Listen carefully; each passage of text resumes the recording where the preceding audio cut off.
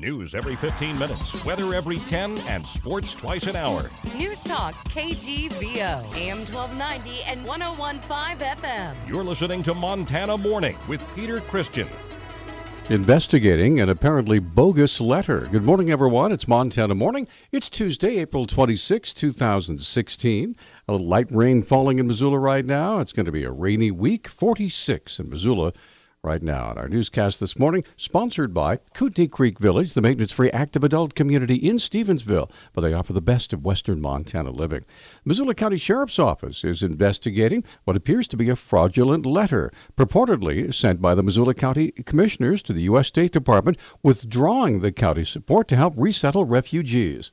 Public Information Officer Brenda Bassett said the incident came to light when the resettlement group was meeting with Mayor John Engen recently and mentioned the turnabout in the county's support. Somebody from the ICA were meeting with them to talk to them about opening their office here in the next few months, and they started kind of asking questions to the mayor. You know, we got this letter, and we understand that the commissioners aren't interested in resettlement anymore. Bassett said whoever sent the letter could be charged with a felony. That they can. They're, hoping to find out the author of this letter and what prompted the writing of this. Impersonating a public official is a felony. Bassett asked anyone with information about the letter to contact the Missoula County Sheriff's Office at 258-4810 or to call Five Valley Crime Stoppers at 721-4444. The state Supreme Court will delay enforcement of the severe medical marijuana restrictions it upheld till August 31st. In February, the court upheld provisions of a 2011 state law limiting medical marijuana providers to selling the drug to a maximum of 3 patients. The Montana Cannabis Industry Association, which had challenged the legislation, has said the rollbacks would force the closure of dispensaries and leave patients without a legal way to obtain the drug. The group sought a delay in implementing the ruling until after the 2017 legislative session. State health officials also argued for a delay, saying it would take them at least 4 months to notify patients and update the registry. Chief Justice Mike McGrath wrote in yesterday's ruling that, quote, immediate implementation of the court's opinion will cause serious disruption in a program, end quote. A group of students at the University of Montana called Reinvest Montana is urging the U of M Foundation to divest and cut ties with the fossil fuel industry. Co-president of the organization, Simon Dykstra, says their group is holding a rally today in an effort to get their point across. We've been organizing for over 2.5 years and exhausted all institutional channels for the UM Foundation to make movement on divestment. Now that we have urged them to take those institutional channels, Matt Clapp hasn't acted in good faith with student body. Dykstra hopes the rally will be the largest climate-related protest ever held at UM. Right now it's looking like it'll be larger than the 8-person sit-in that happened at President Royce Engstrom's office in 2008, I believe, and another one that happened around 2001 in relation to a basketball game in the Gulf War. We'll be entirely nonviolent and can't really disclose a lot more than that. Events will begin at 9 a.m. at the Gilkey Center. Reinvest Montana says something, quote, exciting, end quote, is likely to happen around 5 when the building closes. Federal and state fisheries officials say a judge should uphold a 2014 decision that a fish found in southwestern Montana streams does not need special protection under the Endangered Species Act. 2 environmental organizations and 2 individuals are suing the U.S. Fish and Wildlife Service over its decision to not name the Arctic grayling as a threatened or endangered species. U.S. District Judge Sam Haddon is expected to make a decision sometime after June.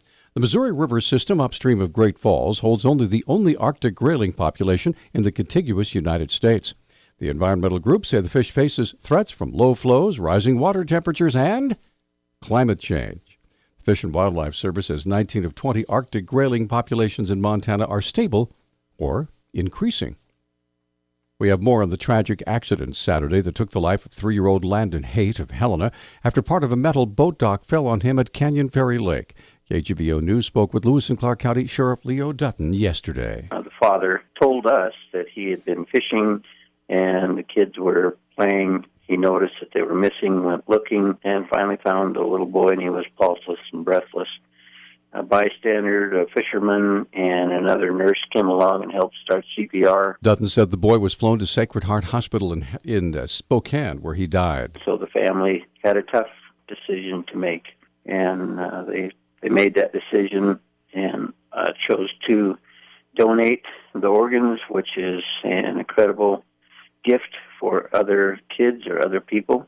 Dutton said the boy was injured Friday while he and his 2-year-old sister were playing as their father fished along the shoreline at Canyon Ferry. The boat dock apparently fell on Landon's chest and suffocated him. His death has been ruled an accident.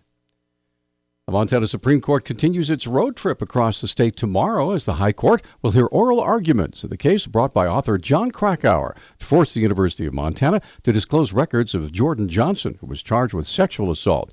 Deputy Commissioner of Higher Education Kevin McCrae said the question before the court is one of the right to privacy versus the public's right to know. State law and federal law prohibit educational institutions from releasing student records without the student's permission. And in this case, the Montana University System, the University of Montana, we do not have any student permission to release the kind of educational records that the book author has requested. McCrae said the risk of releasing the records could actually have very expensive, far-reaching implications to U of M and the entire university system. The United States Department of Education, which is the enforcement agency under the federal law, has the right to remove federal funds, such as Pell Grants that students who are in financial need to enroll in college and so forth.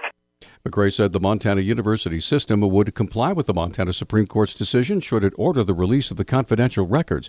The oral arguments will be live streamed starting at 9:30 tomorrow morning from the campus of Montana State University at Bozeman. You can access the broadcast by following the link on our website at newstalkkgvo.com. After weeks of holding steady, gas prices in Montana spiked this week. GasBuddy.com petroleum analyst Will Spear explains where Montana prices are compared to the U.S. national average. So right now it's sitting about almost $2.05, but still below the national average of $2.14. We typically see Montana in the summertime have their prices aligned closer to what the national average looks like. And so while you have a discount now, look for that spread to start to collapse. According to Spear, the transition to summer blend of gasoline directly affects prices motorists pay here in Montana. Montana's in a difficult position because the summer is a hard time for the refiners in the area to really make that more difficult summer blend of gasoline. And because Montana is somewhat isolated from these big refining centers, they really have to rely on their own supply. And so it's really kind of a difficult time for motorists. Spear said prices at this time a year ago in Montana were 26 cents higher than they are today. Our Newstalk Times 612. News Talk, KGVO. Missoula's official weather station. Mostly cloudy skies today with spotty sprinkles and showers possible. High temperatures will top out right around the 60-degree mark. A chance of showers early this evening, otherwise mostly cloudy, lows in the upper 30s. I'm meteorologist Brooke Foster for KECI 13.